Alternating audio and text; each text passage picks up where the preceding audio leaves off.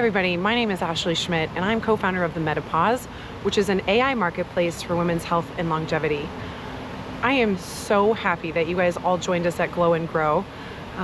This was a very special event for Victoria and I. It was something that grew out of our love to want to help women with their health and their wellness journeys. And one of the things, I come from sort of a medical background, my dad's a doctor, I've worked in global health for 14 years, and I love a multi-modality approach. I think it's really important to understand when the medical system can help you, and also when can holistic modalities also help you. We know that our health systems are really failing women in particular, especially when it comes to our health and our hormones.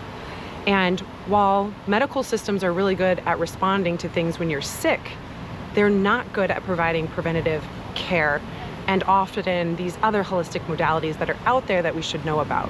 So today's panel is really about understanding different modalities that can help your body, mind, and spirit.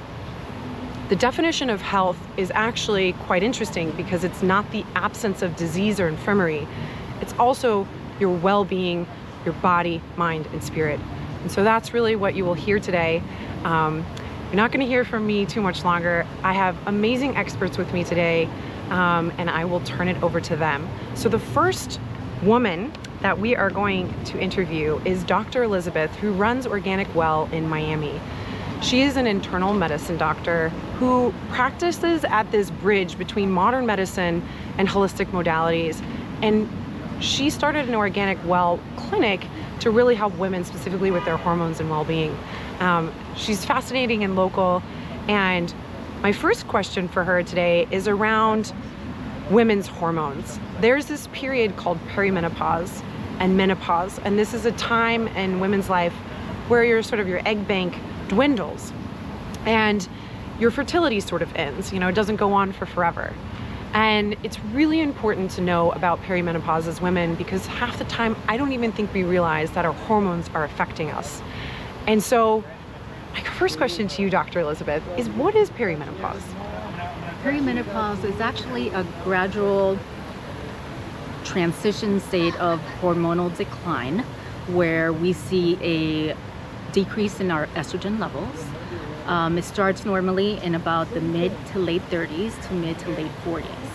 What's most interesting about this transition period is that there is not one particular test that can determine whether you're in perimenopause. So you really have to be aware of the symptoms that go along within this transition state. And Dr. Elizabeth, what are those symptoms that women should be thinking about and so that they can identify that they're going through this hormonal shift? So some of the most common symptoms are you can experience weight gain, difficulty losing weight, difficulty with sleep, so insomnia, anxiety, depression, so mood changes, decrease in sexual desire, hair loss, among other things. But those are, I think, the most troublesome symptoms. And why shouldn't women be afraid of this? We know that sort of the older generations, my mom included, won't even talk to me about going through menopause. Why should we not be afraid of this?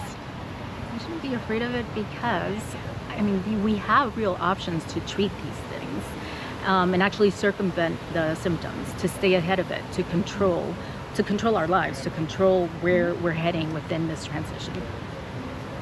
Can you talk a little bit about some of those solutions? What are maybe top 5 solutions for broadly women that are having some of these issues around low libido or hot flashes or sleep issues? What do you recommend? So one of the major things that I recommend is really honing in on your diet, making sure that you're keeping a diet rich in fruits, vegetables, whole grains, introduce phytoestrogens. There are some supplements that you can use, such as CoQ10. You can do vitamin D3. For anxiety, you can incorporate magnesium into your diet or even supplements.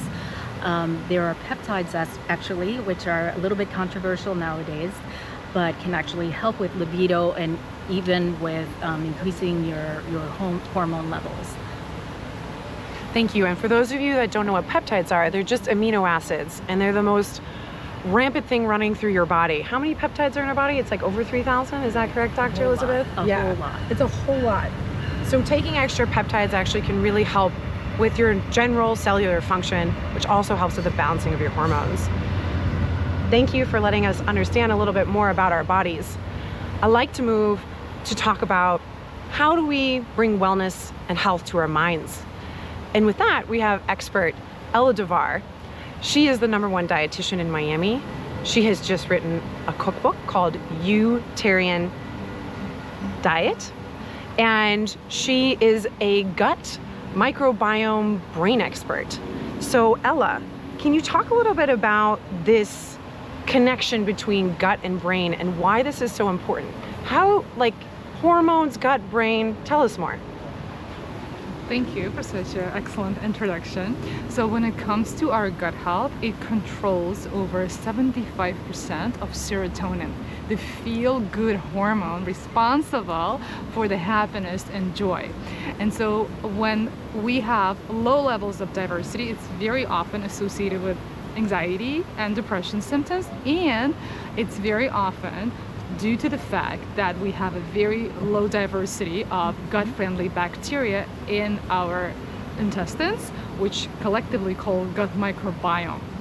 And so this is where I come in with my love for food and all things deliciousness to make my clients fall in love with the food that loves them back.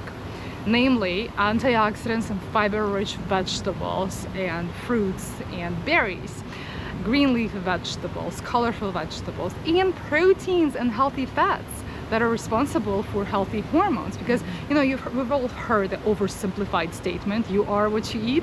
It's actually true, but there's a lot of processes that go on inside of our body from the moment we take a bite of the deliciousness that we love to the moment we see it in the toilet bowl. And all of these processes in our gut is responsible for. Anything that gets into your liver, your kidneys, your heart, into your brain first needs to be digested, broken down, and absorbed by your gut. Your gut gets to ferment all of those foods, which is not foods at that point, it's more of a chyme. And once it's fermented, and if your gut is able to do the job properly, if it's not inflamed due to high sugar consumption and all the delicious carbohydrates and stress, which all hinders the functioning of our gut. And guess what? We all had those moments in our life when we overindulge, when we overly stressed out, and this is what shuts down our intestinal functionality. And this is what I love recommending. One of my #1 recommendations before I get into the food, especially for women, is to turn on the rest and digest mode. And how do you do that? You take 3 deep breaths before each meal. You could take a prayer before your meal, but if you don't have time for that, just take 3 deep breaths before your meal. Focus on long exhales. That's going to trigger your vagus nerve, responsible for switching into the parasympathetic nervous system, responsible for rest and digest. This is one of the easiest and most effective ways to improve your gut health. And with that, after that, of course, the right foods, the healthy balance of proteins, fats, and fibers and antioxidants. And in addition to that, of course, supplementation is essential, especially for those who are over age of 40. I highly recommend getting comprehensive blood and stool tests done and to see what it is that your body truly needs. And that's why I wrote that book called Utilitarian Diet, because I think your body knows all the answers. And all the wisdom is within you. And I serve as someone who interprets that language that your body speaks to you, whether it's symptoms or some of the testing that we do, and help you improve your digestion, improve your gut health, and with that, improve your overall metabolic health. Ella is a wealth of information. Thank you so much. Well, maybe one final question, because you covered basically 2 others within that answer, and it was beautiful. There's so many diet fads out there, vegan, vegetarian, keto. It's hard to make sense of all of this. Is there one protein source that is better than others? And like, what do you recommend? And is it personal? Is it personal to the person in front of you?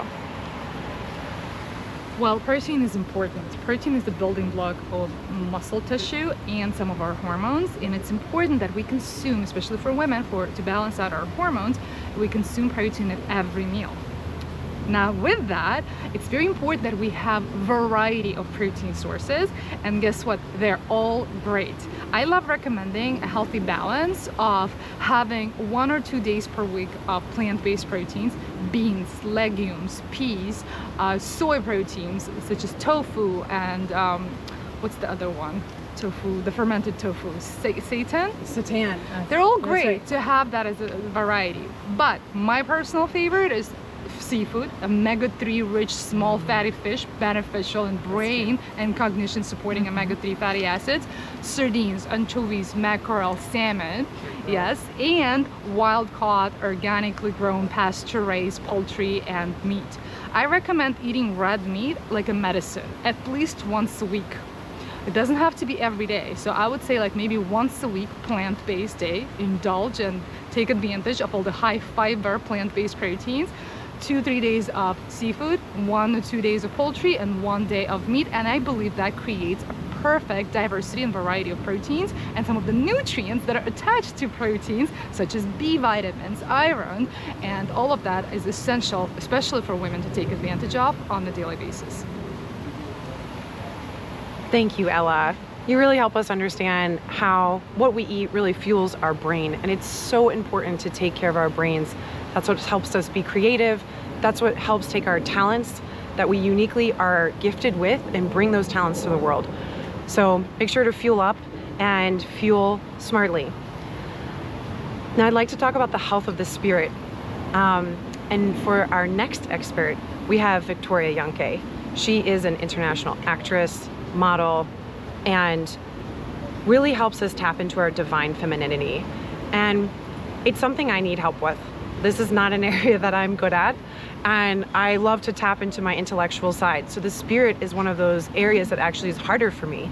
So when I met Victoria, I was just blown away by the discussions that we had on the beach, and it really was the impetus for this event.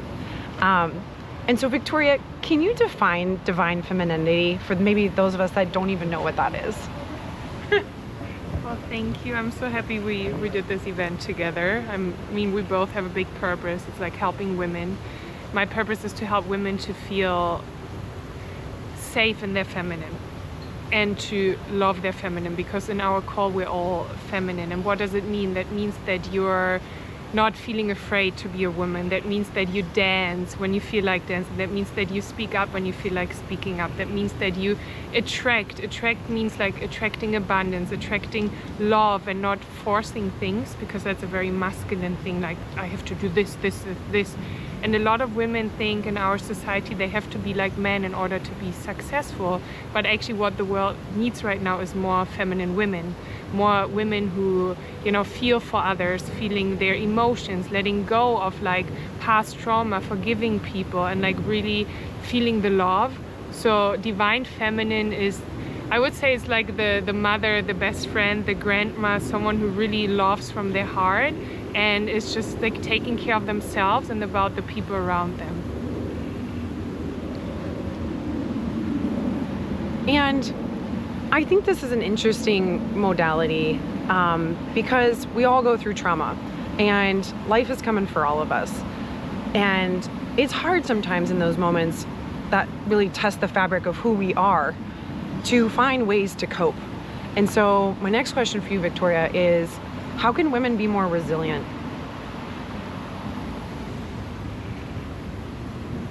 First of all, I don't think we need to be resilient. I think we need to be ourselves. I think we need to really feel our emotions, and it's okay to cry. Crying is actually letting go. Emotions are there to move in the body, because I believe if you like have stuck emotions, you get like cancer, you get sick, you get depressions. And when you move the emotions and let go, and like crying, screaming, I do this, I scream in the pillow, like I'm like punching the pillow, like I'm crying, I'm doing like, hugging my sisters and my friends. So it's I would say it's more important to be ourselves and to connect to our emotions and not pushing things away or saying like, oh no, I don't want to feel this, I don't want to do this. Like, no, feel this, because then you connect to yourself and you connect to other women and men as well. So that's a wrap, and we really hope that at Glow and Grow, you were able to connect with other women, learn something new about the different modalities that are out there that can support your well-being journey. That's really what we're about, and the next events that we'll have, we really want to continue this movement. And just don't forget to take care of yourself and realize that there's a huge community out there willing to support you. Thank you so much for coming. Signing off.